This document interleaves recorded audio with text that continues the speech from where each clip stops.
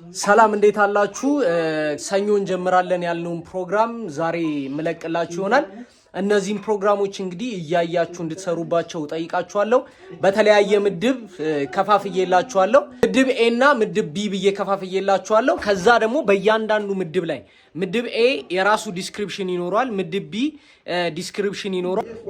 መግለጫዎቹን እያያችሁ በነዛ መግለጫዎች መሰረት ግሩፓችሁን መጀመሪያ አይደንቲፋይ አድርጉ ወይም እወቁ። ከዛ ካወቃችሁ በኋላ በዛ ግሩፕ የሚለቀቁ ፕሮግራሞች እንዳለ የናንተ ናቸው ማለት ነው። ምናልባት ያስቸገራችሁ ነገር፣ ግራ የገባችሁ ነገር እያንዳንዱ ነገር በኮሜንት አስቀምጡልኝ። ስለዚህ ምድብ ኤ ይኖራል፣ ምድብ ቢ ይኖራል፣ ፋት ለማቅለጥና ጡንቻ ለመገንባት። ከዛ በእያንዳንዱ ስር ደግሞ በጾታ የተከፋፈለ በልምድ የተከፋፈለ የተለያየ ፕሮግራም ይኖራል። ስለዚህ ይሄንን አውቃችሁ ፕሮግራሙን ፓርቲሲፔት እንድታደርጉ ጠይቃችኋለሁ። ቪዲዮ ይቀጥላል። ተከታተሉና የራሳችሁን ቡድን ወቁ። እንደምትመለከቱት እንግዲህ ምድብ 1፣ ምድብ 2፣ ምድብ 3 እና ምድብ 4 አለ። እነዚህ አራቱ ምድቦች ስብን ለማቅለጥ ነው።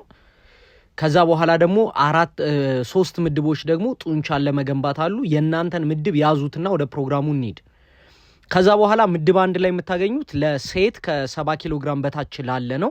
እንግዲህ ማማማወቂያ እዚህ ጋር 5 ደቂቃ፣ እነዚህን አንድ ደቂቃ፣ ከዛ የመጨረሻውን 2 ደቂቃ መስራት ይገባል። ይሄንን ደግሞ እያንዳንዱን ስራ በ3 ዙር ነው ማለት አንዴ ከጨረሳችሁ በኋላ 9ኙንም ስራ ድጋሚ ነው የምትደግሙት በእያንዳንዱ ቀን ላይ፣ ቀንም 2 ላይ ቀንም 3 ላይ እንደዛ ነው።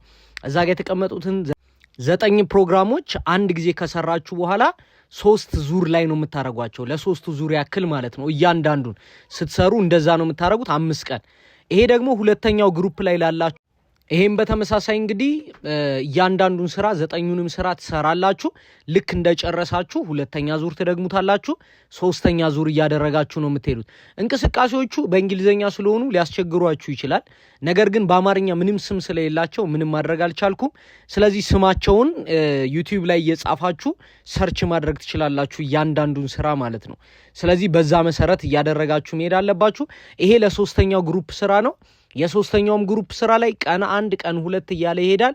ይሄም በተመሳሳይ ምን እያረጋችሁ ነው የምትሄዱት?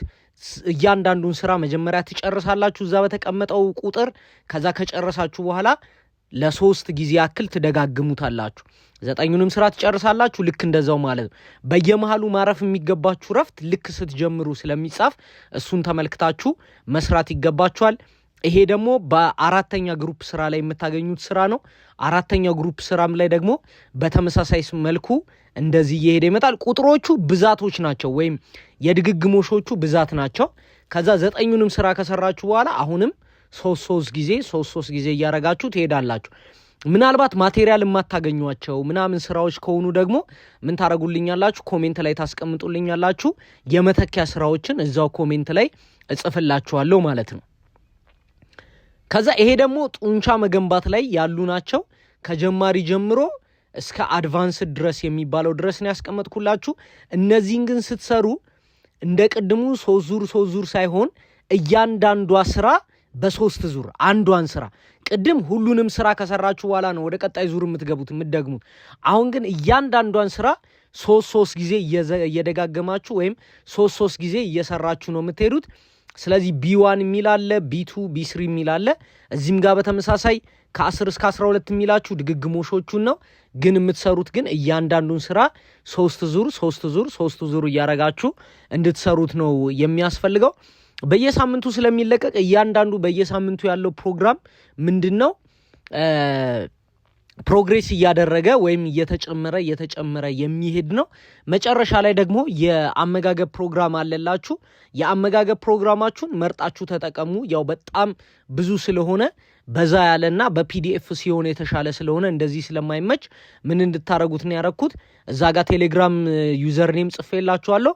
በዛ ቴሌግራም ዩዘርኔም ሰርች ስታደርጉ ቀጥታ የምግብ ፕሮግራሞችን ይሰጣችኋል። አነስተኛ ካሎሪ የሆነውን ስብ ለማቅለጥ ተጠቀሙበት። ሎ ምናምን የሚለውን ሃይ የሚለውን ደግሞ ስብን ጡንቻን ለመገንባት መጠቀም የምትችሉባቸውን አማራጮች አስቀምጬላችኋለሁ ማለት ነው። ስለዚህ በእንደዚህ አይነት ሁኔታ አድርጉት። በግሩፓችሁ ከለያችሁ በኋላ ይሄንን አድርጉ። የኔ ግሩፕ አልተካተተም፣ እኔ እንደዚህ አይነት ነው ከዚህ አላማ ጋር ሄድ የምትሉ ካላችሁ ኮሜንት ላይ ማሳወቅ ትችላላችሁ ማለት ነው። መልካም የለውጥ ጊዜ ይሁንላችሁ። በየሳምንቱ ይለቀቅላችኋል። ከዛ እያንዳንዱ ስራ ላይ እያንዳንዱ የምንላችሁን ፕሮግሬስ እየተገበራችሁ ለመሄድ ሞክሩ። የማታገኙት ማሽን ወይም ስራ ካለ ኮሜንት ላይ ጻፉልኝ፣ ምትክ ሰጣችኋለሁ።